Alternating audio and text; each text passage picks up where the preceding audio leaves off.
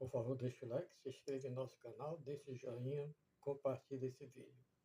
Ajude as crianças da paz, lançando o caminho Irmã Dulce. É o futuro do mundo. É a destruição de Ceuta na Espanha, né? Estão destruindo. E ninguém vê o Sanches falar nada, diz que está de férias, né? E a Espanha sendo destruída. A Espanha socialista, né? Que puxou, foi uma das que puxou o socialismo com a Alemanha e com a França, né? Portugal, agora está aí sendo destruída. É uma vergonha, né? Isso é o socialismo, né? Marrocos invadindo, entendeu? Os jovens invadindo e ninguém vê, nem os políticos de Marrocos, nem o Sanches, diz que é o rei que está de férias. E céu está sendo destruído.